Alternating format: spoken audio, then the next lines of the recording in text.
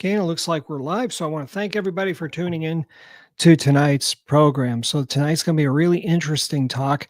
One of the kinds of discussions that I really love to have on this channel, but I haven't had a chance really to do one. I don't think so on this theme about the Antichrist. Is there going to be a personal Antichrist? So I networked with Adam. We've been going back and forth for a couple of months, and then Bob, of course, you were here last year for a couple of programs, and we were talking about eschatology. I think you were trying to say something about Antichrist, or you were trying to say something about a future fulfillment of prophecy, and I think you got cut off or something. I don't think it turned out to be the kind of show that you really enjoyed as much as it could have been. The So I want to preterist one, you welcome. mean, Brad? Yeah, I want to welcome you back.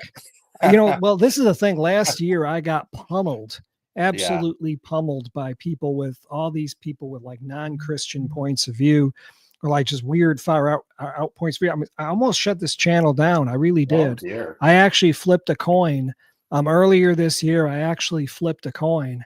And I said, if it's heads, I'm going to delete everything and start from scratch. Or if it's tails, Mm. I'm going to keep everything, but I'm going to change my focus. It came down tails. Now, I just want to say it's everything's up and everything's going to stay up. But if it had come down heads, this channel probably wouldn't exist anymore. It would exist without any content. So I want to welcome Adam and I want to welcome Bob.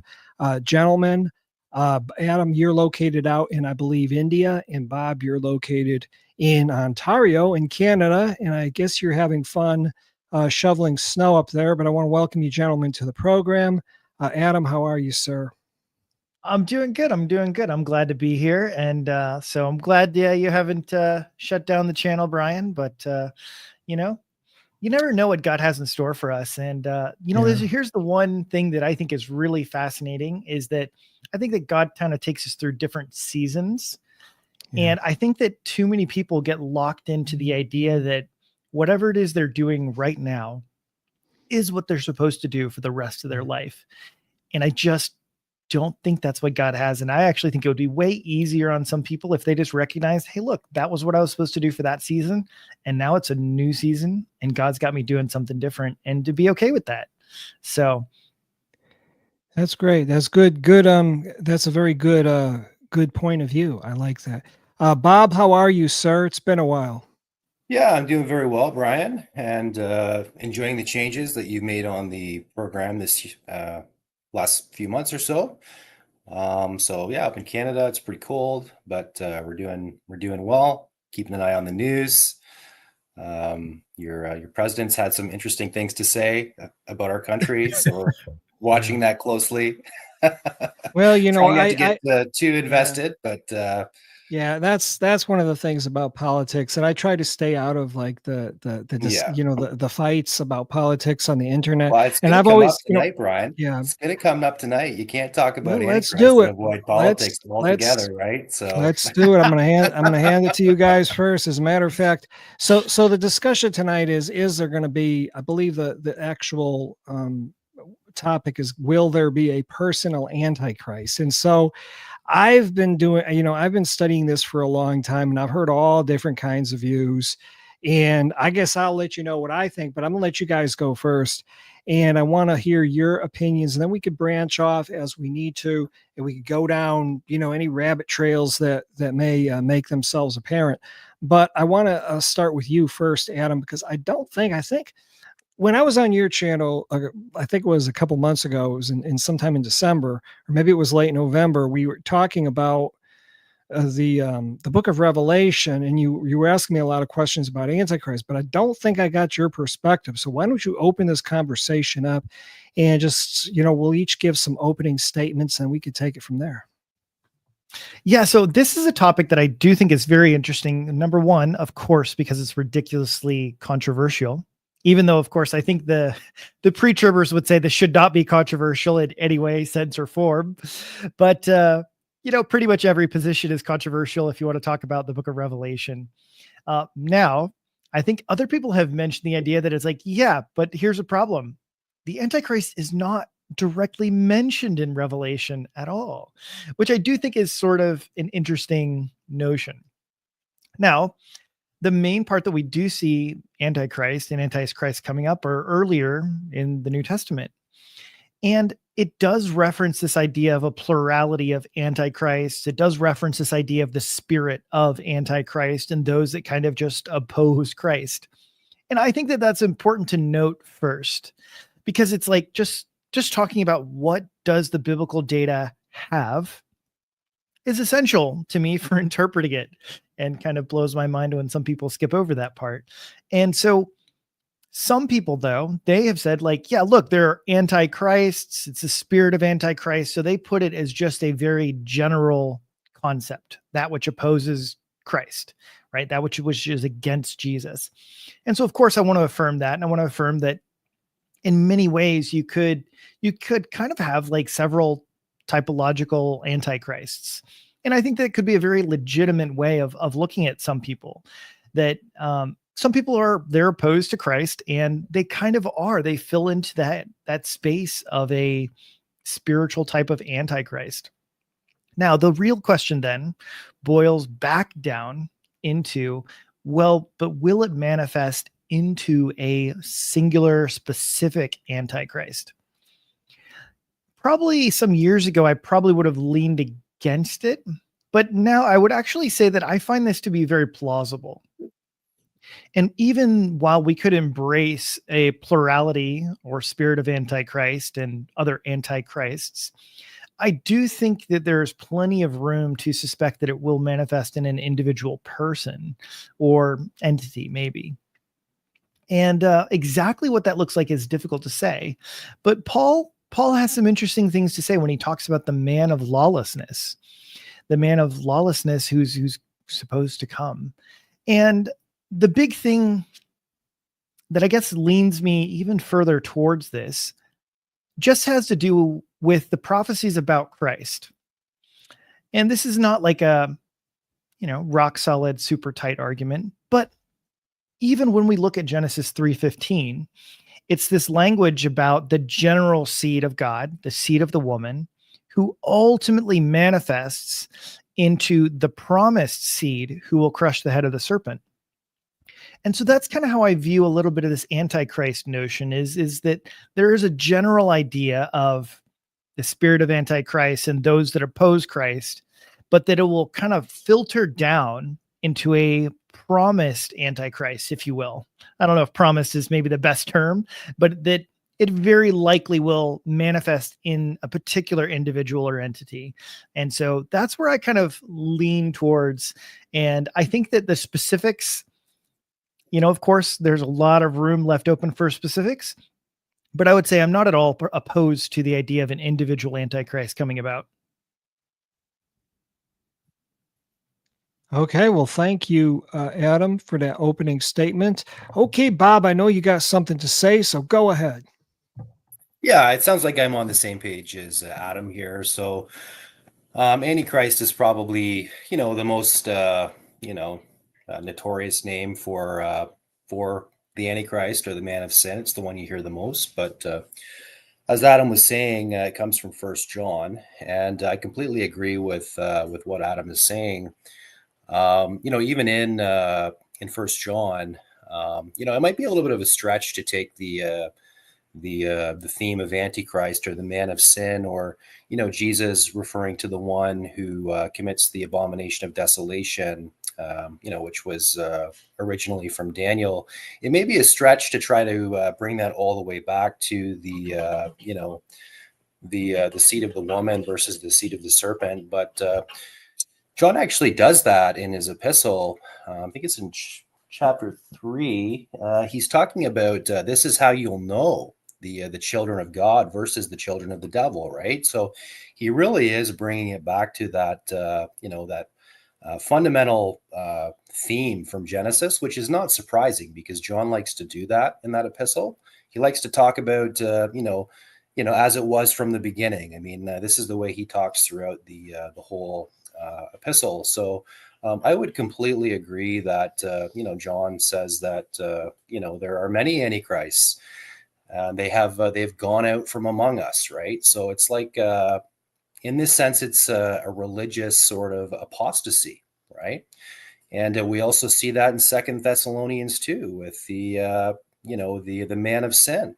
He's not going to come until the apostasy happens first, right? So, I mean, you have these kind of overlapping themes when the Antichrist figure seems to come up.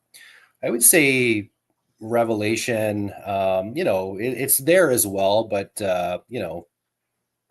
at least for me, I approach Revelation with a little bit more caution than something like a straightforward epistle written by Paul or John, or even the words of Jesus in the Olivet Discourse when he's talking about the abomination of desolation.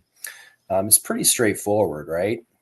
He says to go back and look at Daniel, so you do, and Daniel mentions it several times.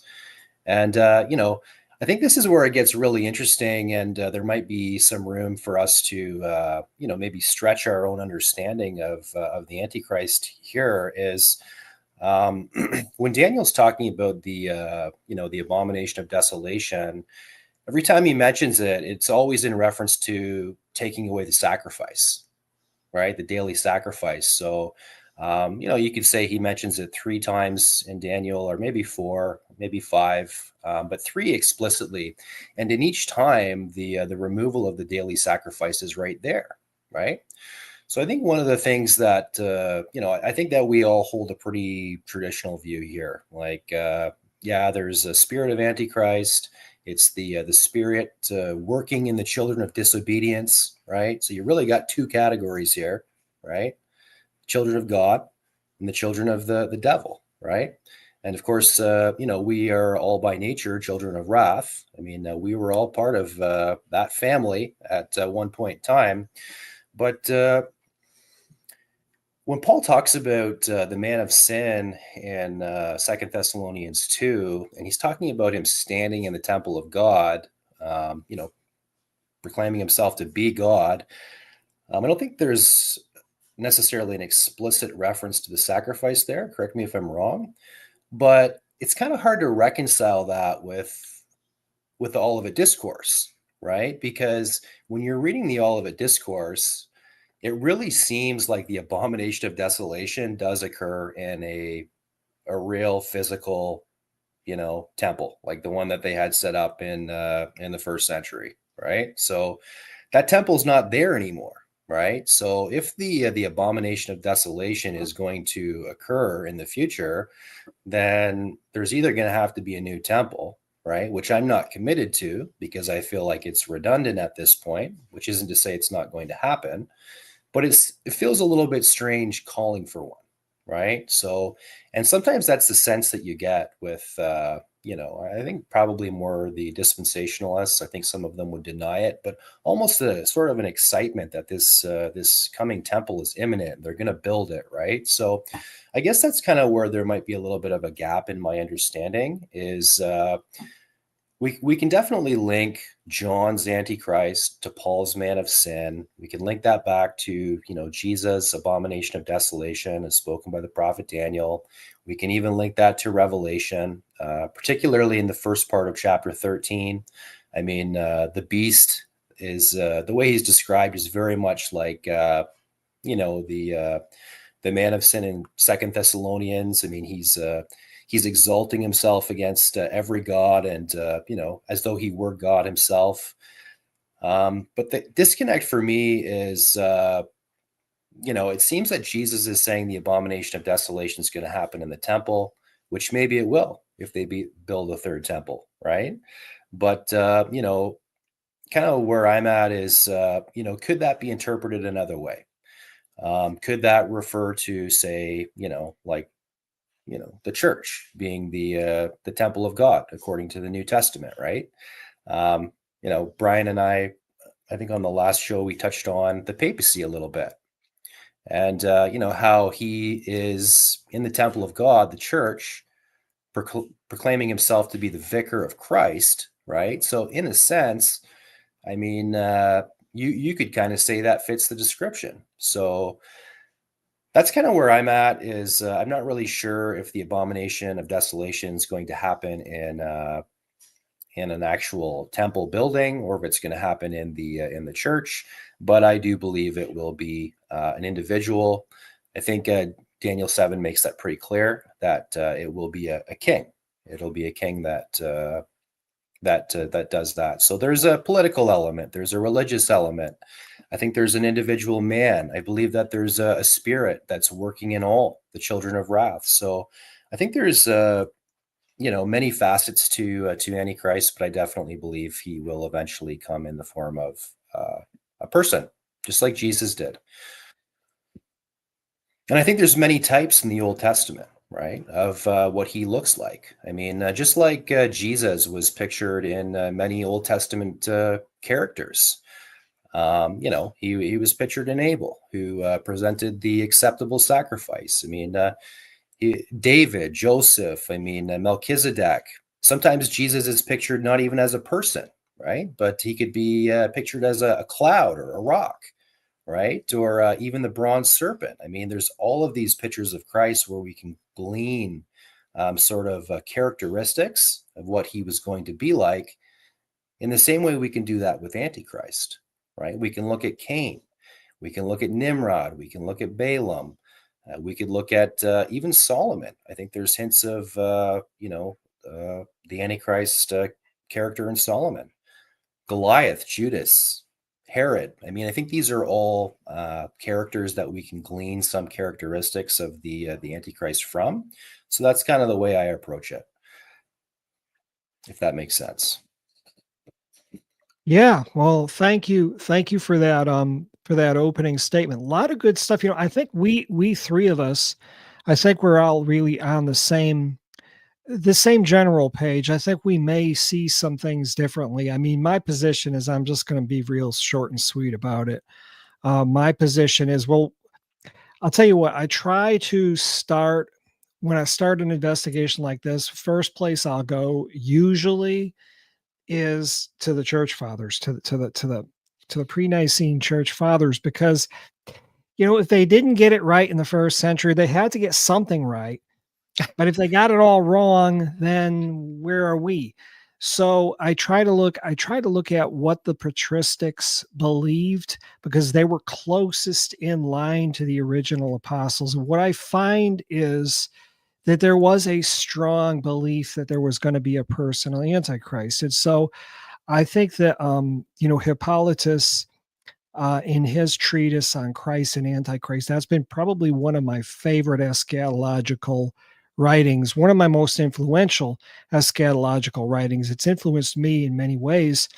But then what I like to do is I like to go back to scriptures, and I like to look at what the scriptures are telling us, when viewed through a contemporary historical hermeneutic. So what did it mean to them?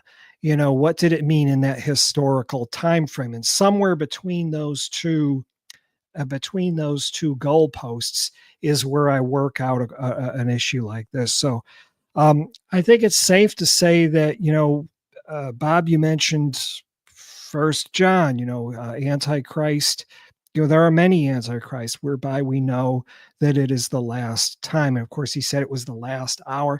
Yeah, I'm an old-fashioned guy. I believe he was talking about the last hour of the Mosaic dispensation. I think he was talking about the last hour of the Jewish age. Now, did they know that that's all it was going to be? I think they were looking for the end of the Adamic age. I think they were looking for the parousia. I think they were looking for the resurrection, but that's not actually what happened. Instead, the Jewish age ended. The nations were supposed to be judged. Israel was judged. It was supposed to be gathered in the valley of Jehoshaphat. Israel was gathered into the city. And then, of course, the corpses, they were thrown outside the city. And you could say that's almost like a second death, right? Mm. So you have all of these contemporary historic interpretations, which is where preterism would really take these and run with them and say, well, the Antichrist there's no personal Antichrist mentioned. Okay, man of sin could have been the priests, could have been just a idealized portrait of the Jews who denied Christ. We get into questions like that. And then, of course, you have to look at Revelation, And it appears to me that, going back to First John, that what he's saying is that he's talking to his audience, and he's saying that something's going on. There's people who have left the fold, and they're denying the Father and the Son. And to me, that means, and I've said this on previous shows, to me that he's talking about, he cannot be talking about anything other than the Jewish apostates of the first century. Now, if they were um, to manifest into a particular person, is another question. But I hold that whether they were or weren't, there was no eschaton in the first century. So, you could talk about Mosaic eschatology, you could talk about Adamic eschatology, you could talk about postponements and failures and whatnot, and that's all fine. I think I'm still prepared to say that the second coming and that all this stuff is future. But looking at it through the lens of contemporary historic application, I don't see a great deal of, say, what dispensationalists would see today, looking at the text as if it was written to them, or what even the reformers would have seen, thinking that the book of Revelation is a compendium of church history instead of a compressed period of 3.5 to perhaps 7 years. So. We Can I ask you have a all question about these. that, Brian? Go ahead. I'd like just a little bit of clarity. What do you mean when you say you don't think that the dispensationalists are right, or you don't see you don't see coming to pass what the dispensationalists claim for their view? Well, it's not that I don't agree with anything that the dispensationalists say. I agree with some of their interpretations, but I think it's how we get to those interpretations that I would fundamentally disagree with. In other words, the fundamentals, and by the way, guys, I am not a fundamentalist. I'm actually against fundamentalism. So goes back to many years, but if you pick up the Bible as if it's written to you in a 21st century context, there's going to be a lot of things you're going to have to explain away because they don't apply to you. Like, for instance, certain aspects of the pneumatica no longer apply, or at least we don't know. We can't prove that they apply. So when somebody goes along and says, "Well, this is applicable to me. It was written to me," you end up with a movement like Pentecostalism, which is basically playing house with the scriptures, with 2,000-year-old Jewish scriptures. Now, we could say, hey, look, that's, these are the rules of the game, and that's how we're supposed to play. They just got some of the plays wrong. Well, we could say that. But my position is that if we're going to really be fair and square, we have to look at it through the lens of contemporary historic application. So what I'm saying is this, is there was an end of the age that was at that time, and those Jews who had apostatized, they were denying the Father and the Son, and they got crushed in AD 70. The Jewish religion got destroyed in AD 70. So this is the thing about Esau and Jacob. Esau forfeited his birthright, so he was cast out. Jacob inherited the blessing. And so now you have a new dispensation starting in AD 70, but everything's reset. And so the eschaton, which could have happened in the first century, didn't happen. But now you have a potential end of the age in our immediate future. So moving on, and I'm going to make this try to wrap this up shortly, but moving on into the book of Revelation, now you have two characters mentioned in Revelation 13. You have a beast which comes from the sea, and then you have a beast which comes from the land. And one of the beasts which comes from the land is very interesting because he has the two horns. He's manifesting himself like a lamb. Well, that's very interesting because that's, the land is a symbol of Judea, of the land of Israel. And so other theologians in the past have suggested that second beast is actually Antichrist. Antichrist is the Jewish religious leader who will collude with the first beast, who is the little horn, the Gentile political leader, and he will be the one to institute, of course, to demand that everybody worship the first beast. Where it really gets interesting is because this first beast that we see doesn't seem to fit any kind of doesn't really seem to fit what we would know of what was going on in the first century, unless we take it in a sort of representative sense.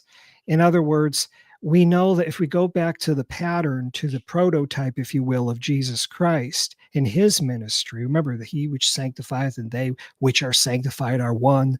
So there's a connection between Christ the head and Christ the members. And Christ the head was actually persecuted, firstly by, of course, the Jewish authorities, but the Gentile political leadership colluded with the Jewish religious leadership to put Christ to death.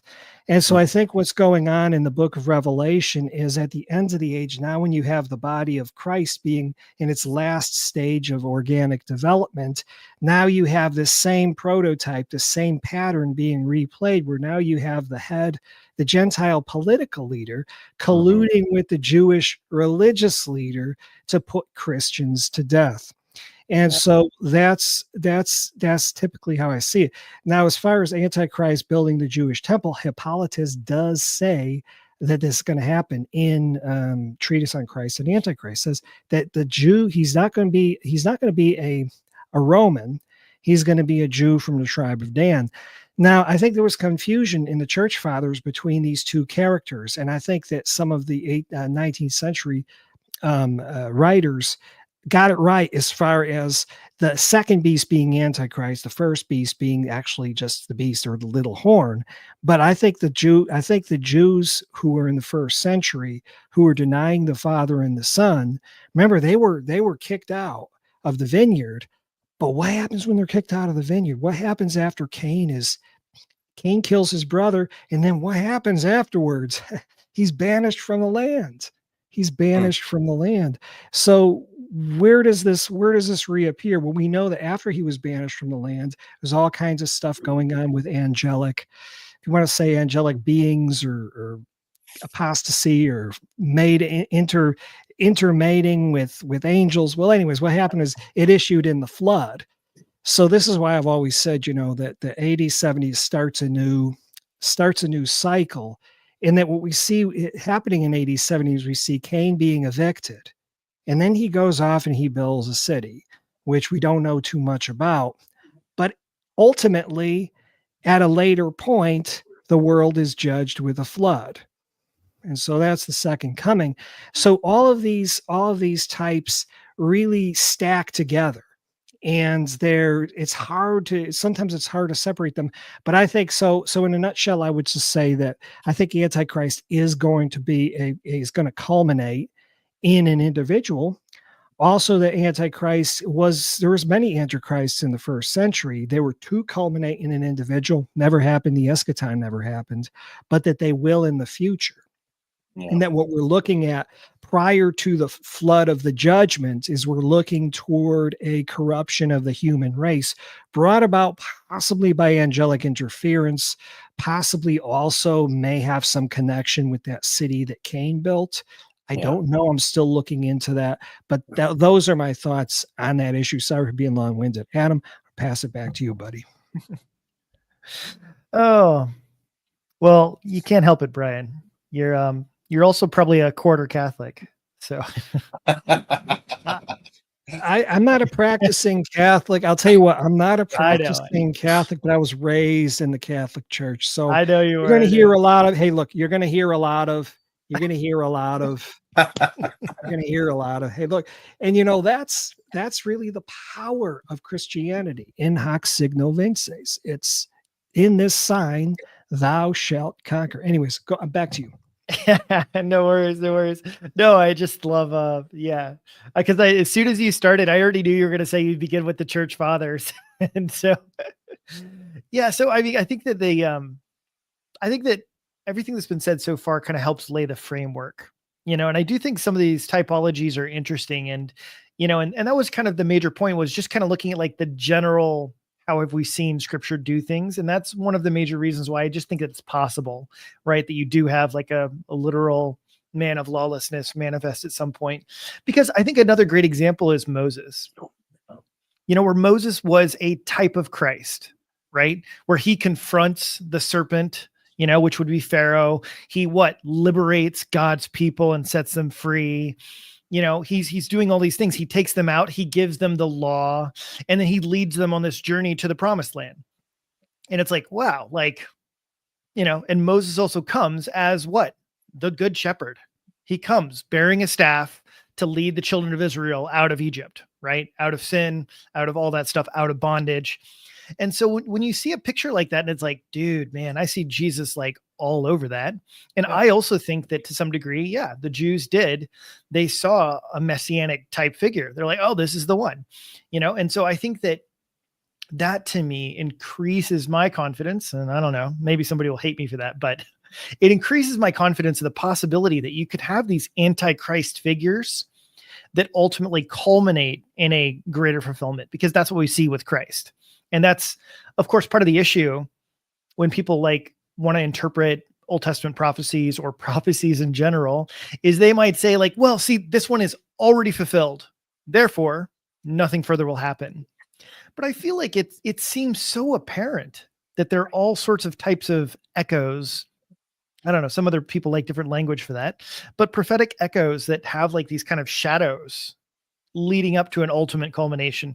And then, of course, which most of us will agree to some degree, is that will be the fulfillment, right? We have lots of promises from God that are kind of guarantees of the thing to come that will be the complete fullness when Jesus completely comes. Now, one of the brief things I want to mention to add to this discussion is going to be the subject of a third temple. And it's the idea that like, okay, there's going to be a great apostasy and then the man of sin coming in here. So I want to suggest this. I'm not going to be super confident, but I'm going to be here to spitball with you guys a little bit. And that would be that part of the apostasy is the resurrection of this temple, that another temple is brought up. And perhaps it would be much closer to, and it would actually align a little bit with what Brian just mentioned. He's like, well, what about this whole thing with Cain? Cain goes off to build a city, right? So what we ultimately see is throughout that story from Cain all the way to the ultimate fulfillment, which is the Tower of Babel, which is the idea of building a ziggurat, building a place where they want God to come and reside, and they will be the ones to take control and manifest this. And so ultimately it could be the case that the building, resurrecting of a third temple is part of the apostasy. It's part of the wickedness. It's part of the creation. We will now build for ourselves a temple.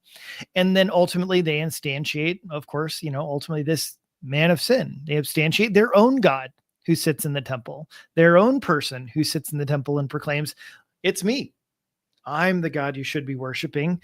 And so the temple is it's not even built in good faith, so to speak. Of course, people who all the time, the bad guys always do stuff because they think they're right. It doesn't make them any less evil, but so they may be going like, oh, we're going to build a temple to the true God. We're going to be doing all this stuff. We're going to manifest the true God. And then they say, oh, and it's this guy. This guy is the true God and all of that. So that's the one aspect that I want to add to this idea of like, well, yeah, I'm not so sure about a third temple. And so I just think this adds a little bit to the discussion, in my opinion, because as opposed to the idea that, oh, well, Christians or Jews or I don't know, fill in the blank, they're going to build a good temple for the true God in a useful way. Because I just don't think that coincides with our theology. Yeah, I agree. And sorry, my dog was just getting a little antsy here, so I was I was kind of dealing with him under the table here. But yeah, I would concur again. I think that Herod is both Herods actually are a type of the Antichrist. I mean, with the first, was it Herod the Great? Was it I can't remember his name, Antipas. But killing the children and building the temple. I think that would be could possibly fit as well. But then, his successor, there was Agrippa and Antipas. I don't remember which order they came in, but you know, remember when he died in Acts, right? The crowd was worshiping him, right? I mean, just like you would expect from the Antichrist. It's the voice of a god, not a man, right? So I think that fits very well. And that's kind of why I do lean towards eventually there's another temple going back up, right? I'm not calling for it, but I think it's bound to happen. Just like, the Jews were out of the land for how long? I mean, is it for us to tell them to go back? No, God put them out, right? So who are we to say that they should go back, right? It's not for us to say, but it was in the providence of God that it would come to happen.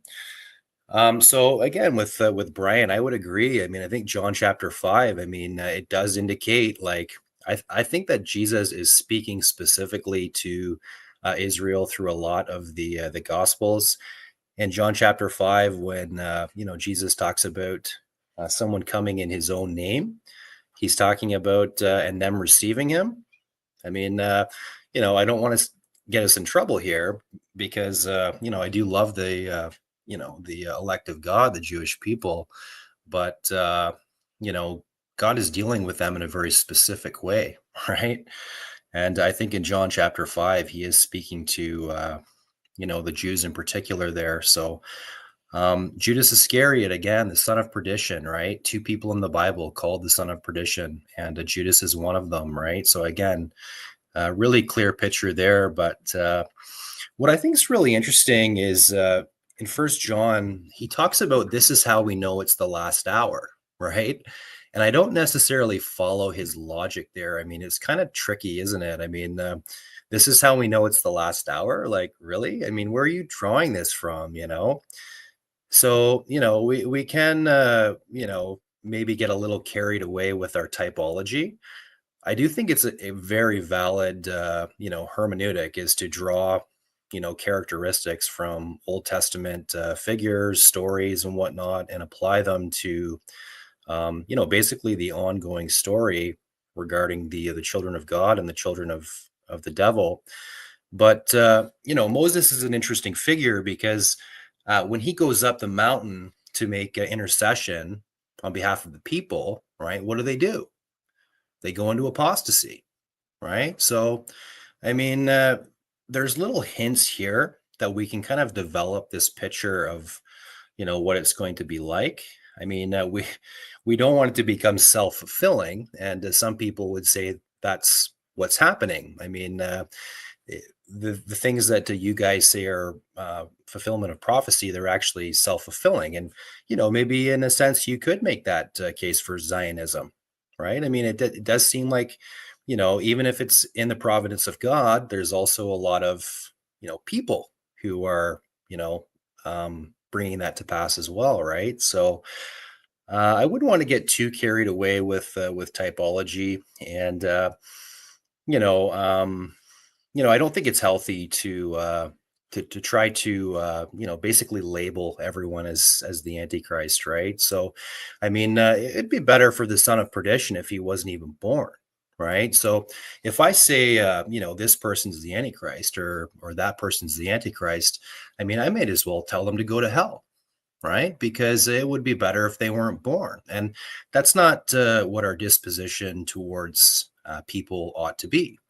We don't wrestle against flesh and blood. So, I mean, even if a political leader is very evil, we're told to pray for all who are in authority, right? And our hope should be that that flesh and blood man, would repent, even as Nebuchadnezzar, to a degree, repented, right?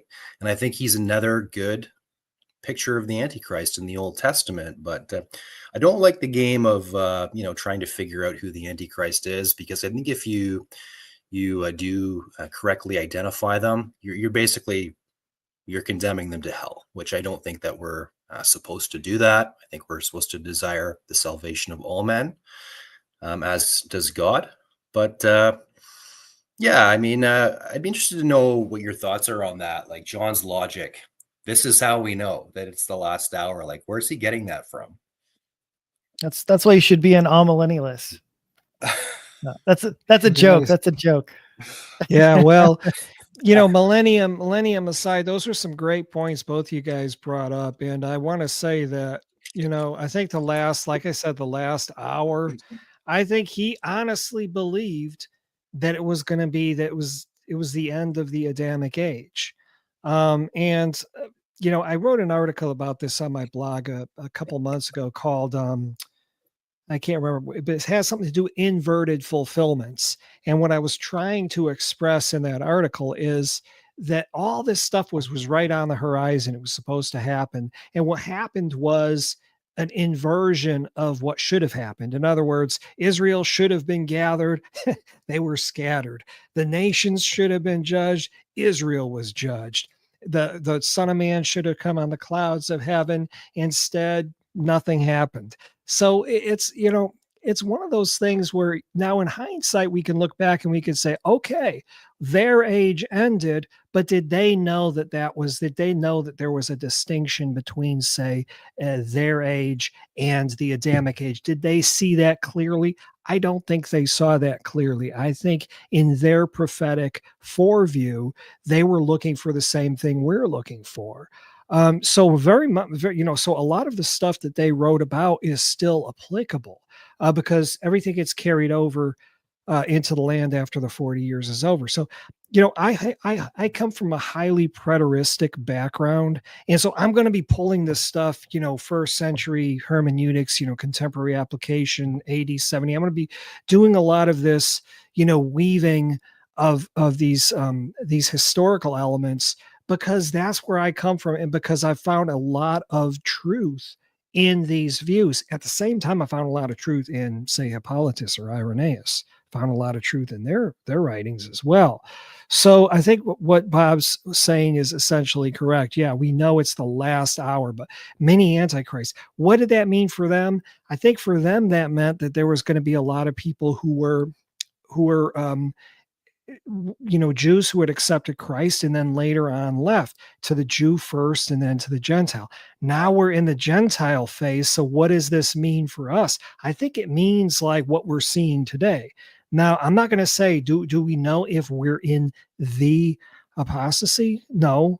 But can we say that we're in an apostasy? Absolutely, positively, yes. We could say that because we know that there's nations that have distanced themselves from the religion of Christianity. If you look at the statistics of church buildings closing, and you can just Google parishes closing, church buildings closing, and you'll see exactly, there's all kinds of reports out there. And we were just not a church going people anymore. Now, does that mean that we're not, we have less interest in, say, a religious faith? They get into questions like that. Maybe, are we more atheistic than we were 50 years ago? Probably, possibly, yes. Across the board, probably not. But, are we in the final hour? Are we in the last hour? I don't think so. But we have a word of hope for ourselves so that we don't go crazy, so that we don't throw stones at each other or tear hair out of our heads. We have a word because Paul says that the end will not come until you see this figure sitting in the temple of God, asking to be worshiped, basically. So that leads us to the question, as you put it, Bob, does this mean, are we to take this in an idealized sense or in a metaphorical or figurative sense as meaning the church? I've dallied with that view before. I've toyed with that view, and I've come back around to, after toying with it, I've come back around to either leaning towards either a first century fulfillment or a future fulfillment where there's some kind of rebuilt temple. Now, I will agree and say with Adam that I agree that could be very well part of the apostasy, because the temple's not supposed to exist, right? It got knocked down. Jesus Christ was the last sacrifice. But if we see a temple go up, what's that going to mean? That's going to mean, for some people, that's going to mean, hey, we got good news, and this is time for us to celebrate and lock hands with Zionism even more, if that's even possible. But to me, that's a sign like that we're a deeply disturbed people.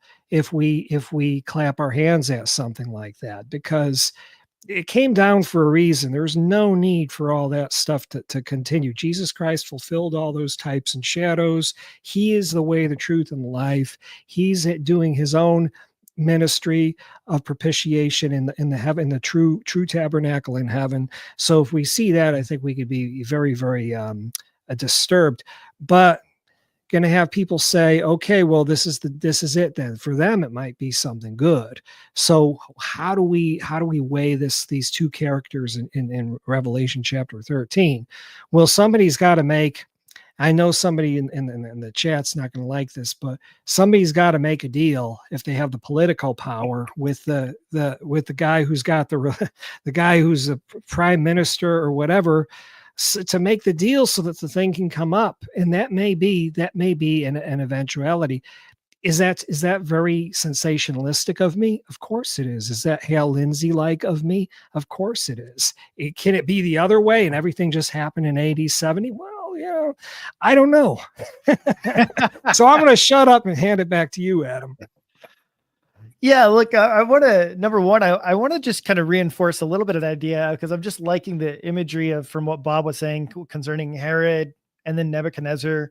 And I was just thinking about those. And then, of course, Nebuchadnezzar, right? He was the one who ruled over Babylon, which again represents, the Tower of Babel and the wicked city and the one that exalts himself above God and all those things. So I was like, oh, those are a lot of, kind of Antichrist kind of motifs that you're kind of seeing throughout the thread. And I just wanted to tie that a little bit together. So with one of the ideas that I pitched a little bit to Brian before, just because I do think it's an interesting idea and I do find it very plausible. And that's the idea of kind of the reversal of Babel. Right. And so most people associate Babel with this idea of the spreading out of languages and how everyone becomes disunified. Right. And so it seems to make sense to me that actually the reverse in the eschaton will be a unifying of all languages, cultures, peoples. Right. Where instead of everyone having different languages, the world will have one language. And it'll be coming exactly back to that idea of Babel, right? They're gathering together, they're meeting together, and they have this figure, which, again, like I said, it fits the same typology like we were expressing with Herod, Nebuchadnezzar, some of these kings where, Herod's killed for exalting himself to be God. That's what we're expecting from the Antichrist. Nebuchadnezzar was kind of put in his place in a very similar fashion. Now, I wanted to shift gears a little bit, though, with all of that, because of what Bob said. Now, I chose my language very carefully, in which I said that it would probably boil down to either a person or entity. Now, this isn't 100% always what I think about, but here's the new question. So, because Bob was like, hey, let's not condemn individuals. Oh, so-and-so is the Antichrist. Oh, this political leader, just pick your most hated political leader and call them the Antichrist, right? And it's like, that's probably not too worthwhile. But what if the Antichrist was an AI unit or bot, right? What if the Antichrist was, right? And this has actually been a major thought and speculation. And there's actually one thing in which there's a kind of story that's told about this. And it has to do with like, okay, in the future, you have this scenario where you have an extremely powerful AI, right? And the humans come to the AI and they say, the very important question, is there a God? And the AI says, well, feed me some more information, right? And so then they go ahead and give it some more information. And now they go, okay, now, is there a God? He's like, I want a little bit more. Give me more. Gather me all the information from over here. And then they do it and they ask the AI again, is there a God? And finally, AI is like, okay, look, I just want the rest of this information so that I'll have the full picture, right? And so finally, they give it all of the information that's left. And so the AI controls and has all of the information. They say, is there a God? And the AI says, there is now. Right? Yeah. And it's the idea that once he has all of the information, power, and control, he will be God.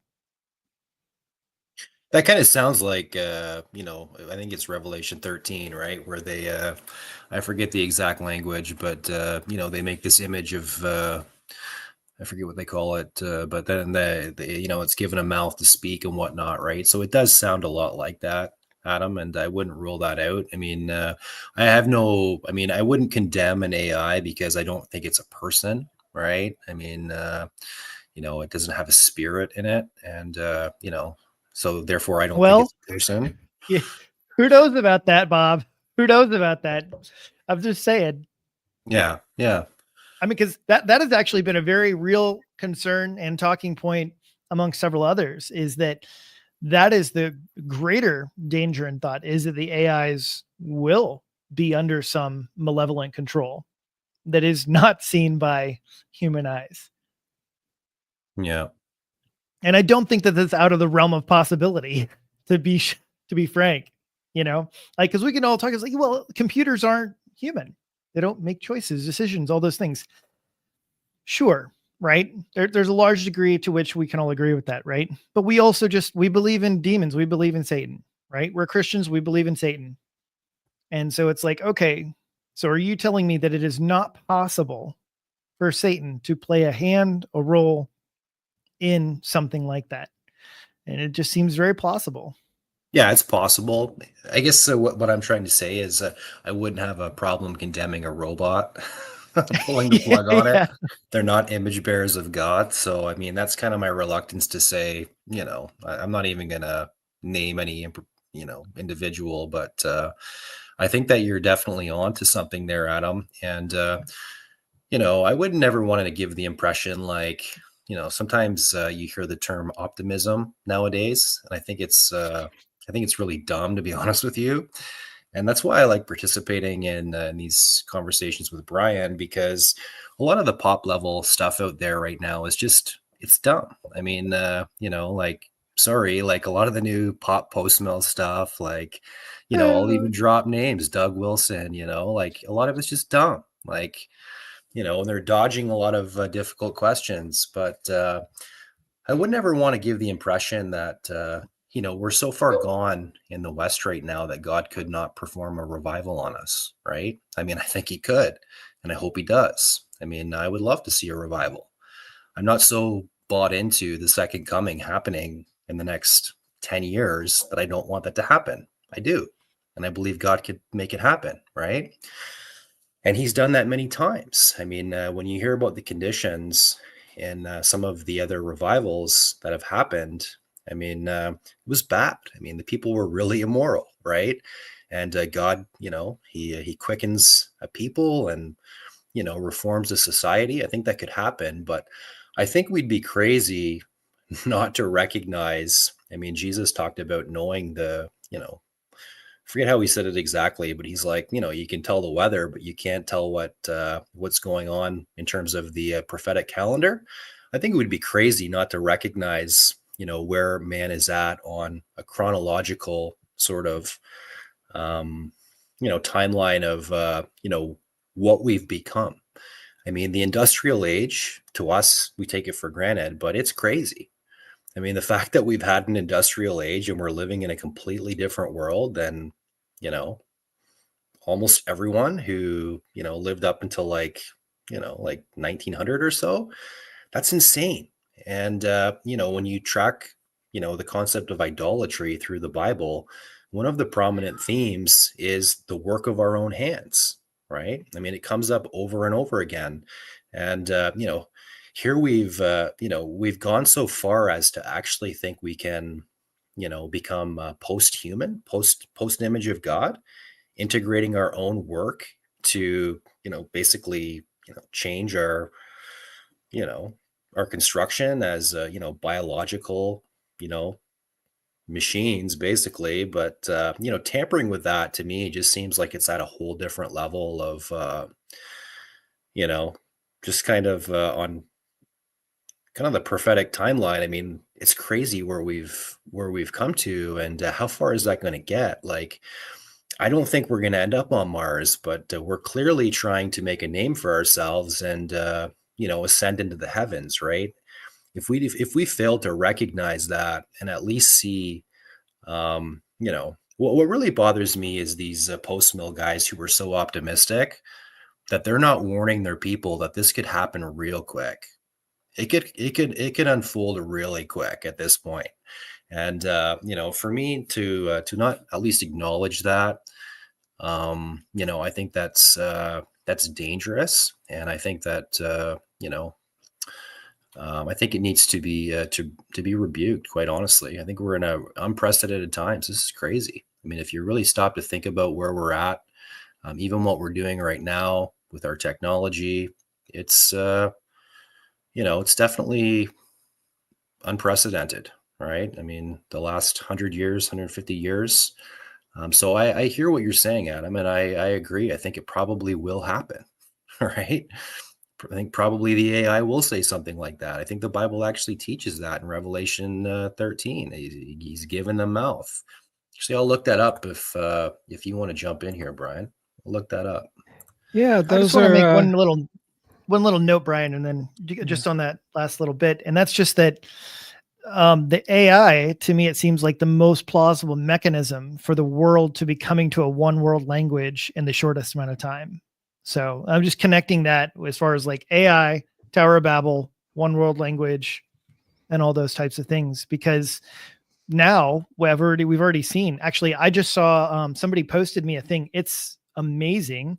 So there's a new technology in which you can preach a sermon, Brian, and then they will take that sermon and they will have you up there preaching the sermon in another language, and the AI will adjust your lips to fit the language is lips and translate it into the other language at the same time. wow. That's So it can crazy. look like you preached in Hindi, even though you preached the whole thing in English, and your Wow. mouth and words will match Hindi. That's crazy. I actually have not used AI. I haven't used it once. And that's just because I'm old fashioned. I mean, I grew up in the era of when computers were just barely coming out. And so, I just turned 50 last year. So I've been, I'm not in for any new gadgets at this point, but, and also I've got all these books. So if I want to look something up, I could just do the research myself and then come to my own conclusions instead of having a computer tell me. But that's good. It's a good thought to have to be wary of these new technologies. And perhaps very well, now with the technology they have where you could even have potentially a lifelike robot where that can think, talk, speak, act just like a human, and then very well that may be the image of the beast. I don't know. This is something that hopefully, I would have to say that hopefully I'm not around when that happens. Now I am actually a septimillennialist.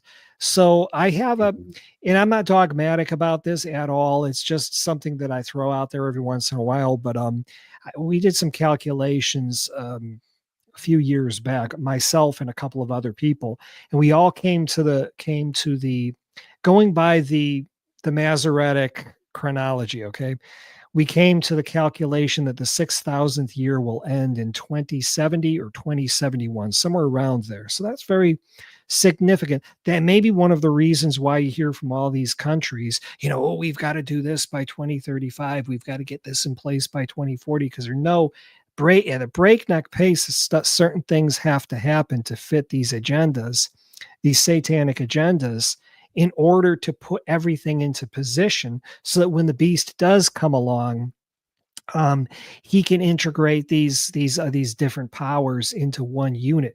So we talk about things like the revived Roman Empire, or the image of the beast, the Colossus that Daniel saw, the image that he saw of the four beasts coming up in Daniel chapter 7. And these are all very interesting. I've written some articles over the years. I can't get into all of my findings now, but I think there's room for hope. As Bob said, there's room for hope that we can get through another revolution or another revival. And this is one of the areas where I would say, yeah, we could be optimistic, but not foolishly optimistic. And what I picked up from some of the great theologians, especially from John Gill, and he was a really hard-boiled Calvinist, and he he held some views that I don't really hold, but he had a view, and he was a historic pre-mill as well. But he did say that before all hell breaks out and the Antichrist comes, all the nations of the world there will be a spiritual reign of Christ. All the nations, Islam will cease. All the nations of the world will accept Jesus Christ. The gospel will be preached purer than it's ever been preached before. You'll have masses come to Christ. His churches will be on every corner. And then after that, that will be, I think he put that will be the Philadelphian church stage. And then after that is the Laodicean church stage. And that's when the second coming and the new heaven and new earth and all that. So, I think I picked what I picked up from him was the optimism, not the foolish optimism where, you have to be optimistic, because if you're not, you're just, a spoil sport, but the kind of optimism that says, look, we know the gospel, we know God's word does not return void. And we know that mankind has to have an ability to accept Christ's the gospel on a basic human level. That's something that, say, the hardcore Calvinists don't want to admit. When we're if you tell a little child about Jesus, he'll believe you. We come into the world in a state of being able to believe. I think it's when we get to a certain point and our will becomes hardened in the ways of sin, that we lose not that ability to believe, because we all have the ability to believe, but we lose the will to believe, the willingness to believe. We want to go down that road of sin and darkness. And breaking people's wills is what the Holy Spirit is primarily good at doing. Is breaking people's wills so that they see, I can trust in the bank, I can trust in my investments, I can trust in getting on the train to go to work and then getting back home safe and sound. I can put my faith in those things, but I can't put my faith in the man who died on the cross for my sins. And so the Holy Spirit's still working. We know he's still working. The revivals that Bob mentioned, sure, they still do their job. And churches still do their job. Sermons, preaching. People are still being baptized. People are still being saved. People are still coming to Christ every day in droves. We don't even know all their stories. But if they were to share their stories, we would be shocked at just the amazing things that are going on that we didn't know anything about, because we're so busy looking at everything that's going on TV and the media. But anyways, I'm just ranting right now, but I think there's a lot of good stuff that you guys have brought out, and I think we're pretty much on the same, maybe in the same chapter, if not on the same page on many of these issues. So back to you, Adam.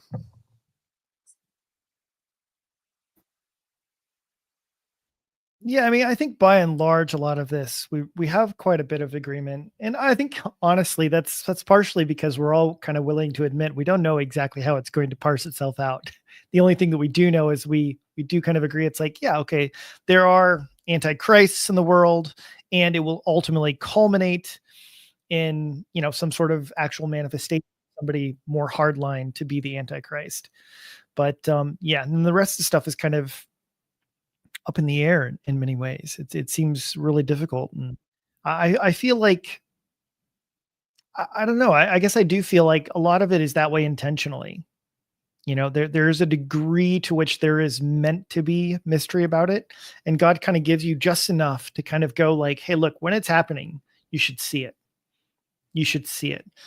And that's one of the things, I don't know, for the cessationist crowds, it's a little bit of a pet peeve. Just when they're kind of all barking down, like when somebody makes a prophecy, they kind of scoff like, well, why would God say that? Why would God do that? And I just think that that's an absolutely insane way to look at things. It doesn't make any sense to me, because I just seriously, like, when we read the Old Testament, it's like, sure, we know what God says because the Bible tells us. But if you just imagine some guy rolls up and says, oh, this is going to happen, I just don't understand how these other people are so confident that they would know what God said in the moment. You know what I mean? And I just, yeah, struggle with that. Now I'm relating that all to all the stuff that we're talking about, because as stuff progresses, right, and things actually do manifest in however they actually are fulfilling these prophecies, promises of God, I do wonder how many will get it and how many won't. That was the issue during the time of Christ, is he showed up and he's like, hey, here in your hearing, this is the fulfillment of Isaiah, right? He's there to proclaim, like, I'm fulfilling it right now, guys. And lots of things that Jesus did, I'm pretty sure that most of it, the disciples didn't get it either. Only after he spent that 40 days with them, is like, hey, you remember what I did this? This is kind of how it was connected. I imagine he explained a lot more to them, and they didn't get it the first time around. Only later they were going like, oh, I see what you were doing there. I see what this meant. When Jesus turns the water into the water into wine, when he does each one of these things, even I wonder how many people got it when he rode into Jerusalem on a donkey. I'm sure some people did, but I wonder how many really got it. Like, hey, look, this is the procession of the king, So, and especially, of course, the most ironic part is those who studied the most were the ones who didn't get it. The majority of the Pharisees and the Sadducees, they were the most bitter, the most disgruntled. And I think that there's a lesson for us to learn in simplicity and faith. And that's, again, just a little bit why I balk a little bit when the cessationists come against all types of prophecy and like, God wouldn't do this. And it's like, okay, like, dude, the number of things that I feel like if I heard for the very first time in the Old Testament, I would have a very hard time believing that God said it. And it's the only reason we do is because it's like, well, I already know the end. I got to start at the end and then go back and see like what happened. But yeah, all right. I don't know. That's too much. I'll just mention this one last thing. And that has to do with the idea of like God's judgment. Again, since we're talking about all these prophecies, and I just think this, people tell me all the time, is like, well, why doesn't God judge nations today? And I say, who says he doesn't? Like, why on earth do you think that God doesn't? This makes no sense to me how anybody can be so strong in claiming God doesn't judge nations today. Because when I see the children of Israel judged for David taking a census, right? And then God's like, yeah, okay, so now I'm going to kill like 12,000 or 70,000 people, however many it was, right? I don't think the actual rest of the kingdom had any idea what was going on. They just knew they all got sick and were dying. They didn't know it was because David took a census. There wasn't like an announcement that went out to the rest of the kingdom necessarily. This is why people are dying. Bad things happen. The same thing with Sodom and Gomorrah, right? Fire comes down from heaven. Well, you think they got a memo? This was God. No, they're just destroyed. And we know that it was God. But yeah, and so when bad things happen today, maybe there is judgment on the nations. The only difference is we don't have the luxury of God coming and delivering us a message and telling us personally. So.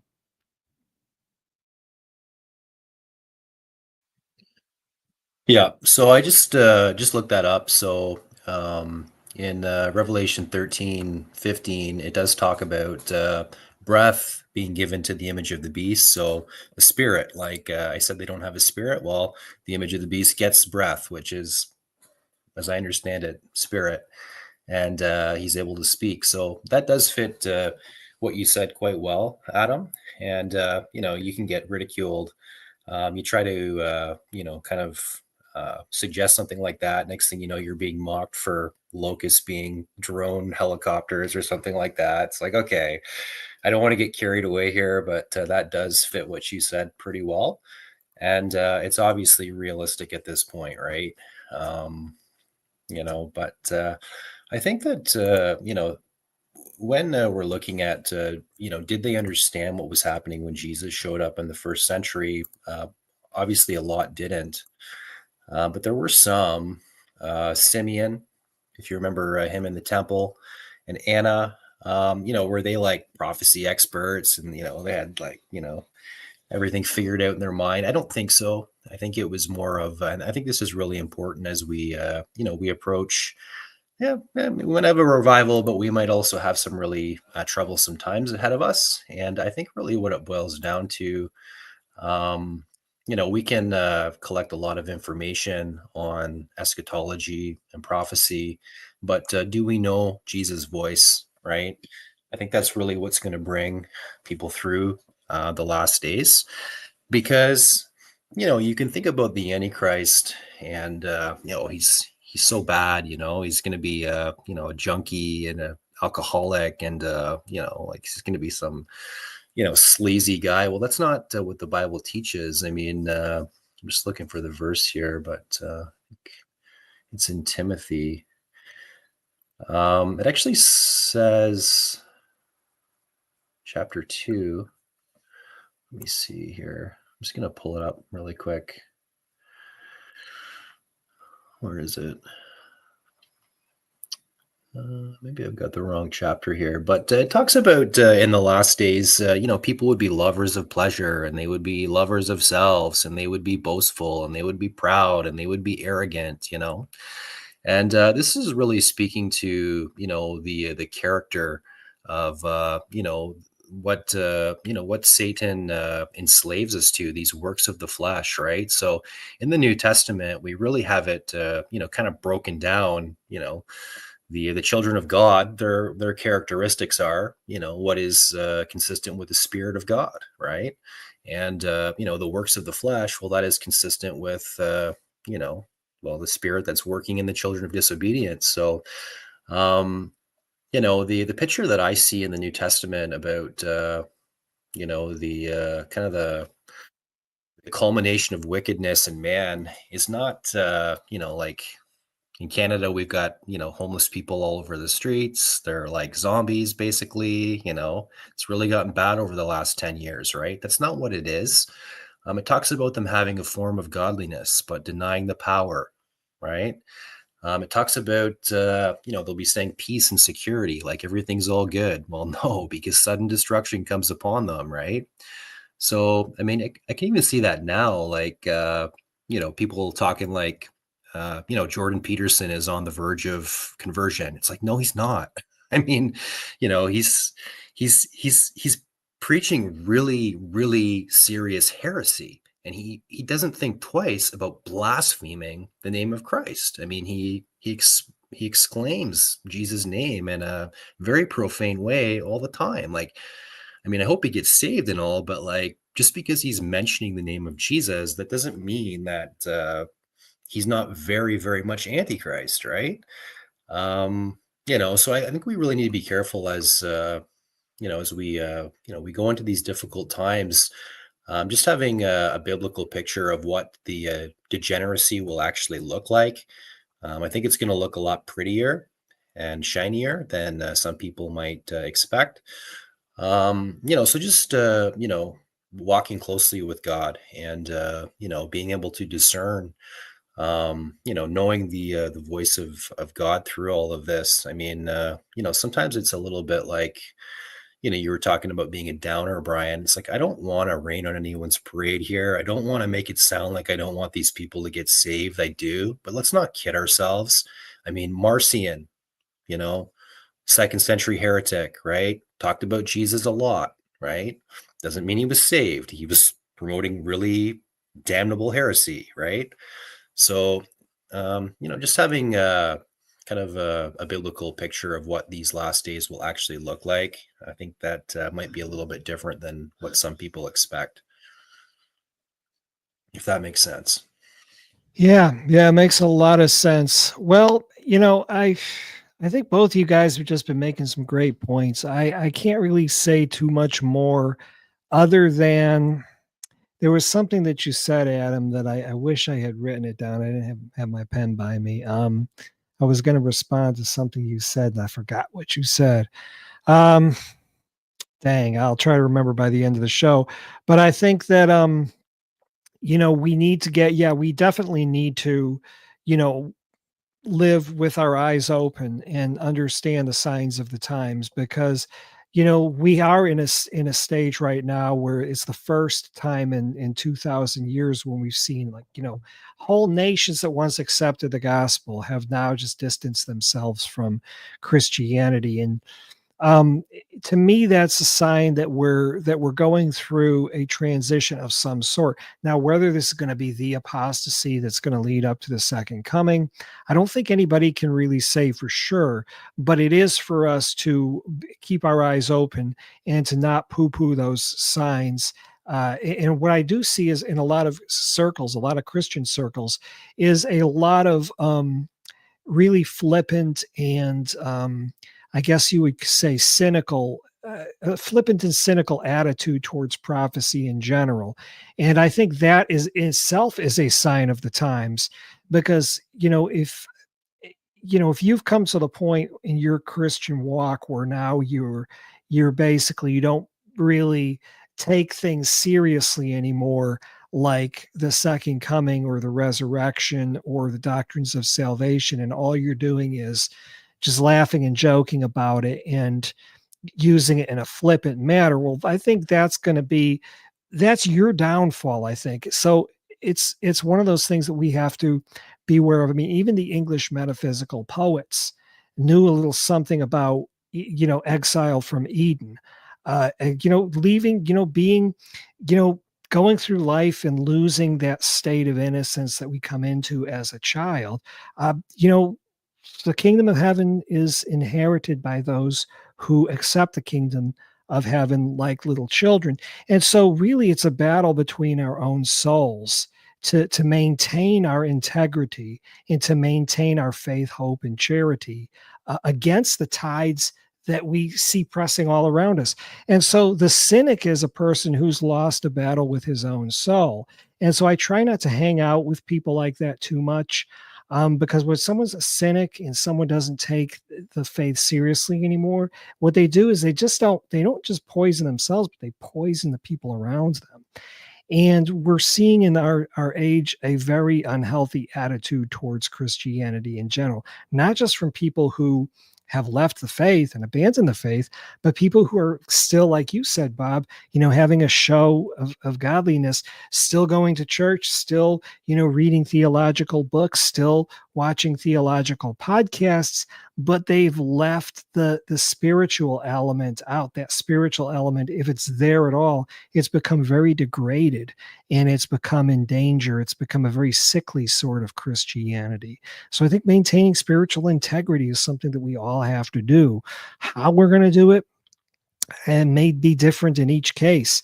But I mean, for me, I think a lot of it has to do with, you know, just hanging around the right, seeking the right influences doesn't mean, ostracizing people or anything like that, but just in not subjecting myself to influences that are going to bring me down. If you want to use a new age sort of terminology, the negative energy, tuning the channel, so that our frequency doesn't pick that stuff up anymore. Anyways, got a couple questions here, and I guess I'll let you guys answer them, and then we can wrap things up. First one is actually not a question. It's from Chris Lucas from the Protestant View, and he said, and I want your thoughts on this. He said, I think the office of Pope is Antichrist, and the image of the beast, second beast of Revelation, temporal and spiritual horns, either that or maybe a Pope like AI, but I think the papacy would set it up. So here we go again. Bob, that might be a cue for you. But Adam, certainly, I want both you guys to weigh in because a lot of people are going to say the papacy's the Antichrist. The papacy's the Antichrist. We've been hearing this for 500 years. I'm not going to comment on that, but maybe you guys can. What do you think? Adam, you can go first. More evidence you're Catholic. No, just can't comment on the papacy being the Antichrist. I don't really have a strong opinion on it. Kind of like what we've talked about, I certainly think that it's, to be honest, very reasonable to say that, yes, some of the popes in the past have represented Antichrist, and sets itself up very much in those depictions. So, but yeah, regarding the future, I will say, this is the only hard line that I will say. I do not think that it is likely that the manifestation of the final Antichrist, I'm not sure what we need a term to come up with, like the official Antichrist, right? The official final manifestation of Antichrist, I do not think will likely come from Rome. Other people have very much suggested and believe that it is very likely that it will come from the Middle East. And I think that it is more probable that that is the case. And I also do think, and this is getting way down the rabbit hole, I do think that there is some very possible likelihood that there is going to be an intersection between the connections of Islam and Christianity. And it is very possible that the Islamic Al-Mahdi will play a significant role, either as the Antichrist or as the false prophet. I don't know, kind of depends. There's kind of some variables there. But I do think that the prophetic words for Islam and their Messiah are so strikingly similar to our book of Revelation that it sounds so much like our man of lawlessness and some of these connections that it's just too difficult for me to kind of ignore these kind of coalescence. So I'm much more persuaded that it will likely come from the Middle East. And I actually very much could see a connection or collaboration coming from Islam and culminating kind of these ultimate end times scenarios. So I'm very doubtful of any primary connection of the Pope. Bob? Yeah. Yeah, I mean, I would agree with Adam. And, according to John's definition, I don't think the Pope meets that definition. The Pope doesn't deny that Jesus came in the flesh. The Pope does not deny that Jesus is the Son of God. So Islam does. And, when I talk to Muslims about Antichrist, they're often surprised by that. I think John gives maybe 2 or 3 definitions of Antichrist in his epistle. And they always bring up the one where it says, maybe anyone who denies Jesus is the Christ is Antichrist, right? So, well, he also said this back in chapter 2, right? Anyone who denies the Father and the Son, and they kind of get this blank look like, oh, right? So they're trying to tell me that they have a higher view of Jesus. It's like, well, no, you don't. I mean, actually, our scriptures teach that you're promoting Antichrist doctrine by definition, right? So, I mean, I don't think that the Pope is the Antichrist, even though it makes me extremely uncomfortable that they want to be called Father, and they call themselves the Vicar of Christ. I mean, to me that's absurd. I can't even believe it. But as a new believer, I mean, I kind of thought, well, I mean, Jesus prayed we should be united. Maybe I should go back to the Catholic Church, and I just couldn't do it. Right. I mean, I just couldn't do it. I mean, I had no peace being there whatsoever. I mean, there was just so many red flags, and we are called to, to address sins and false teaching, right? I mean, I think it was Ephesus in Revelation 2. I mean, they were commended for not tolerating false doctrine. In several of those letters, actually, they were commended for not tolerating sinful practices. So I forget the second half of the question there. Yeah, I mean, with the 2 beasts in Revelation 13, one does seem to be more political. One does seem to be more religious. So I think that there's several aspects to Antichrist, the spirit in general that works in all the children of disobedience. Maybe we can start calling them spawn of Satan. What do you think of that, Adam? It's not biblical, but yeah. So I mean, there's an economic component, political component, religious component. So I think that I don't remember what the question was exactly, but okay, well, that's great. Yeah, and those are some great answers. Thank you guys. Thank you, Chris, for weighing in on that. So last question here. I wish we had more time to go through these, but last one here is from Steve Sizzle, and he's been on this channel before as well. He says, if thorns, fruit, temple, circumcision, law, priesthood, adoption, kingdom, Eve's seed, serpent seed, descendants, the lands of Mount Zion are spiritualized in the New Testament, why doesn't this apply to Satan? I know you're going to love this one, Adam, so go ahead. I mean, yeah, that's a whole lot about all of that, but I guess it depends exactly what he means. But in short, depends. So, because he could mean this a couple different ways. In short, I think that it is true like in the sense that like, well, yeah, Satan has a spiritual kingdom. So, I mean, because I guess it could go either way depending on exactly what Steve Sizzle means. But yeah, I mean, fruit of Satan. I don't know. Now we've just got the new term spawn of Satan. So we'll have to go with Bob's term. Uh, and so, yeah, I'm not exactly sure. Yeah, which way he's meaning to go about all of this and what exactly is meant. So forgive me. I don't know, Steve, if you'd like to clarify, I'd be happy to answer it more thoroughly. But yeah, I'm not too sure 100% what your fruit Let me temple. I just mean, weigh in real quick here, and then you can yeah, maybe I can clarify this a little. please So he says elaborate. it's thorns, fruit. So I think what he's saying is, and Steve, you could correct me if I'm wrong. I think what he's saying is you guys are spiritualizing a lot of this stuff from the New Testament. So why can't Satan be spiritualized as well? Well, and that's a good question. That's possible. I would say it's possible. Yeah, Satan could be spiritualized if there's a general one size fits all rule for spiritualization, then anything could be spiritualized. The cross could be spiritualized. I mean, we could go down the line, but I think that's what he's saying is why. And I don't know what his Satanology looks like. I certainly would hope that it looks something like not something like the view that Satan was just carnal mind or something like that. I don't know, but he can weigh in with that. But go ahead, Adam. Maybe you have some more insight. Yeah, so I guess with that, the primary thing that I will say is that I do believe that Satan's a person. So now I'm not sure if he's directly referencing the Antichrist as being spiritualized. Maybe that's something more that he has in mind. But yes, I actually did a short, small debate on my channel against the idea. The opponent argued that Satan is not a real person, but rather one of these other embodiments, our sinful desires or wicked ideas, these sorts of notions. But I think that Satan is quite a bit a very real person.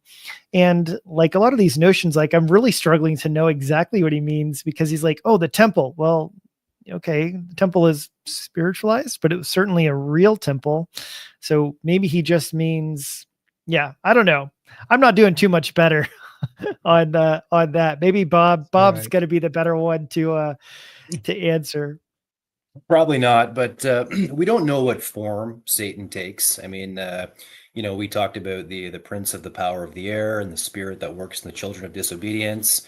I mean, we know that Satan doesn't have omnipresence, but what does he look like in form? We just don't know. It's kind of a little bit. With the Enlightenment and whatnot, we never really made any progress in that area, right? So, I mean, they kind of came down to, in terms of, what is a human made of, right? I mean, well, they came to understand the machine aspect quite well, right?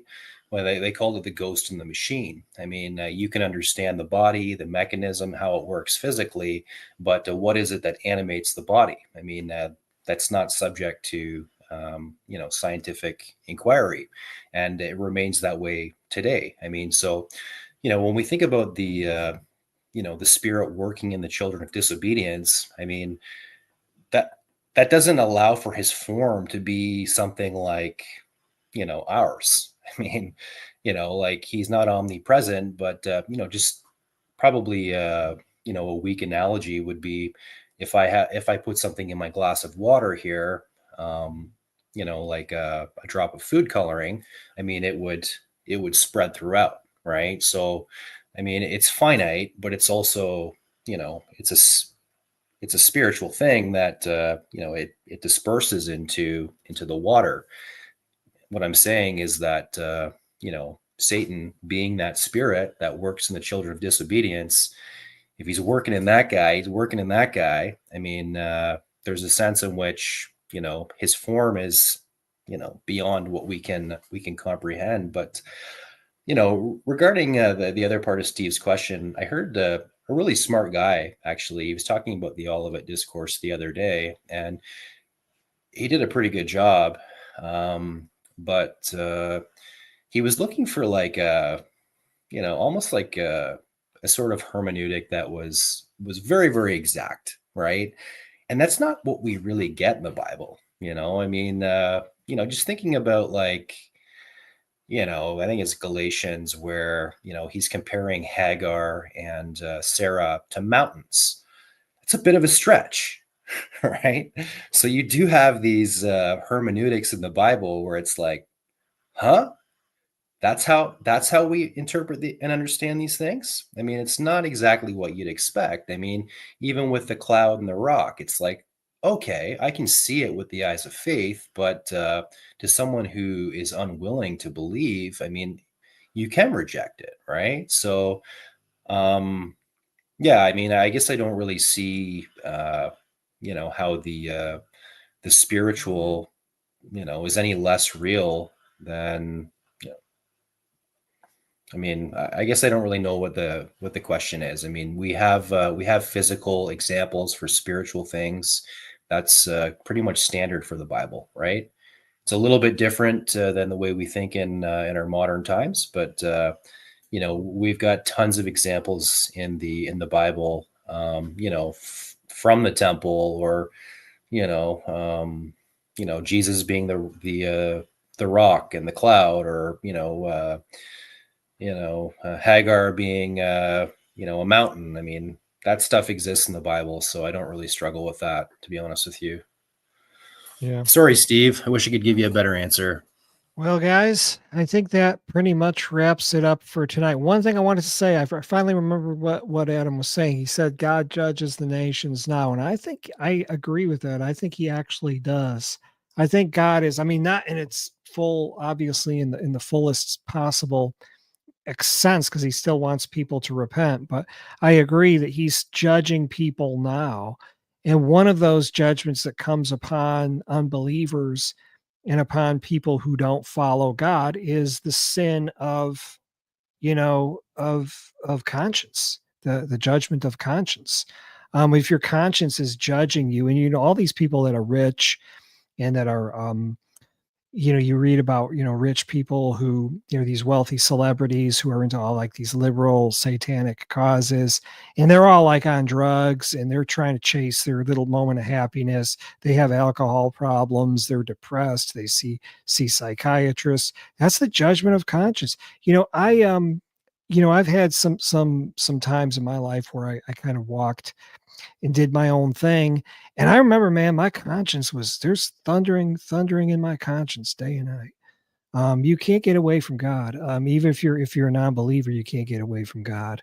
But anyways, I want to say that, guys, do you have any last words? I think this was a great discussion. Any last thoughts on this subject? I'll let you go first, Adam. I just really want to echo what Bob said earlier. I actually really appreciated what he said just about following the Spirit. And even Brian was echoing with that. And that is one of the questions that I found tremendously profound during the New Testament, right? Is the idea of like, why did some people hear Jesus and others not? Right. And it exactly is kind of this idea of having spiritual eyes. And the most significant thing about that to me was it wasn't about the head knowledge. It was about him who had spiritual eyes and the faith to believe, because it was so apparent that many of the people who believed Christ were not the most intelligent nor the best read in the Bible. They didn't know the Torah the best. They weren't familiar with the prophets the best. And I think that that is an extremely cautionary tale to everyone who wants to champion their theology and their biblical beliefs. Because yeah, when it came time and God came down to kind of check things out, it wasn't the Bible thumpers who were the most celebrated, And so I think that there is a massive cry for us to be spiritually connected to Christ and to be filled with the Holy Spirit. And so to me, that is one of the greatest takeaways to me of this evening, is that, look, like we're talking about all this end time stuff. And to me, the really, really big deal is not, can we predict it? Right? Because that's what everyone's focused on. Can we predict it? But when it happens, will we recognize it? Will we recognize what is of God and what isn't? And that, I think, is much bigger than what we understand about it right now. Very good words. Bob, what do you think? Any last thoughts? Yeah, thanks, Brian. Thanks, Adam. It was a good conversation, and yeah, I love this kind of grassroots sort of format you've got going, Brian. I think it's really cool. Yeah, I mean, I'm not sure what you guys do with your time, but I'm out there in the world, and it's rough. I mean, you see the spirit of Antichrist working, every day out there, and people are pretty nasty sometimes, right? I mean, there's still image of God, but I don't really take a whole lot of pleasure in, searching the scripture to, learn about Antichrist. But when he does appear, um, as the capital A Antichrist. I mean, the great thing is that Jesus is going to put an end to him pretty quick. So when that sign does occur, if we're here, we'll know that Jesus' return is coming soon. But there will be some hard times, from that abomination until the return of Jesus. So yeah, I think it's important to make that our hope, the coming of Jesus, knowing that there's Antichrist in the world now. There's an Antichrist coming at the end, but that's my hope, is looking for Jesus to come and to crush him once and for all. I had a couple questions I was hoping we would get into about the restrainer and the mark of the beast, but Yeah. maybe for And maybe that's a part 2. Maybe we could do a part 2 in a couple of weeks if you want, because this was just we could barely touch the surface on these issues. It's a big. There's a lot. I wanted to get into Daniel chapter 2 and Daniel chapter 7, and I knew I didn't want to go there because I knew What the about minute 9, Brian? well, Like, 9 too. the prince to come? Like, is there one prince? Is there 2 princes? Like, It's a good one. I'll tell you what, how about we do another one in a couple of weeks or whenever we all have convenient time. I'll reach sure. out to you. Okay, Cool. guys. All right. Well, thanks again. And thank you for everybody who watched this. Thanks for the comments, for the feedback, and for the observations. Hope everybody has a great weekend. God bless, and we'll talk to you soon. Thanks, guys.